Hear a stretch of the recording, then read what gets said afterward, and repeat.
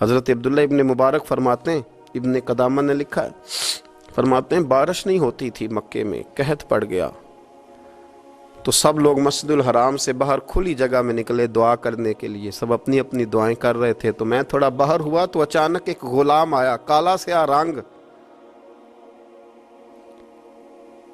2 رکعتیں نماز پڑھ کے تو ہاتھ پھیلائے تو کہنے لگا اللہ مجھے پتہ ہے یہ جو کچھ بھی ہوا ہے میری نافرمانیوں کی وجہ سے ہوا ہے۔ تو ناراض ہو گیا نا، تو نے بارش روک لی، تو ناراض ہو گیا نا، ہمیں سبق سکھانا چاہتا ہے نا، یہ کسی اور کی وجہ سے نہیں، یہ صرف میری نافرمانیوں کی وجہ سے ہوا۔ اللہ رحم فرما، تیرے بندے تھوڑی سی بھی سختی برداشت کرنے کی طاقت نہیں رکھتے، کمزور ہیں، ڈر جاتے، غلام ہے، دعائیں مانگ رہا ہے۔ حضرت عبداللہ ابن مبارک فرماتے ہیں اس نے چہرے پہ ہاتھ پھیرے تو کالی گھٹائیں چھا گئیں، بارش ہونے لگی۔ میں اس کے پیچھے گیا، اس کا گھر ڈھونڈ آیا، تعقب کیا، پیچھا کیا، گھر میں نے تلاش کر لیا، اور گھر کو تلاش کر کے جب میں واپس آیا تو میں نے حضرت فضیل بن عیاض سے ذکر کیا تو کہنے لگے کسی طریقے سے اسے حاصل کرو۔ فرماتے ہیں میں اس کے گھر گیا، اس کے مالک نے مجھے دیکھا تو کہا عبداللہ ابن مبارک میرے گھر، اتنے بڑے ولی، اتنے بڑے درویش، اتنے بڑے محدث۔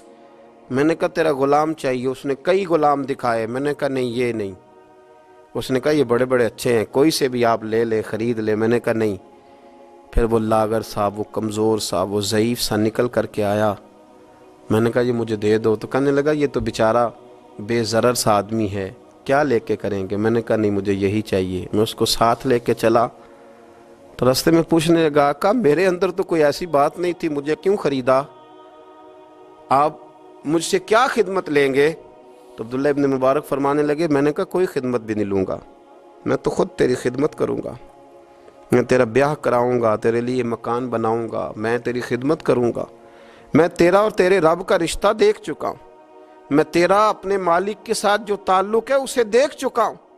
کہتے میں نے یہ لفظ کہے تو مجھے کہنے لگا 2 رکعتیں پڑھ لوں؟ اب مجھے لے جانا پر 2 رکعتیں پڑھ لوں؟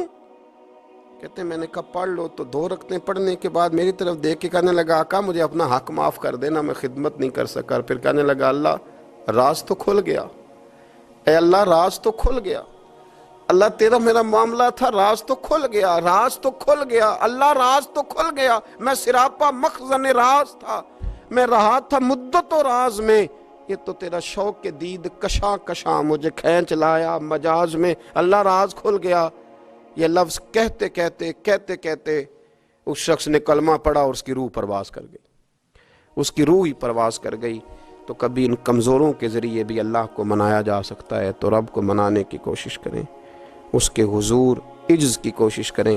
ہر آدمی اپنے گھر میں بیٹھ کر، اپنے مصلے پہ بیٹھ کر، تنہائی میں بیٹھ کر اس سے کہے، اور یاد رکھنا وہ بڑا کریم ہے اور وہ بڑا قدیر ہے، بڑا قادر ہے، 1 منٹ لگاتا ہے اور ہر چیز اس کے کرم میں نہا جایا کرتی ہے، اس کے فضل میں ہر چیز نہا جاتی ہے۔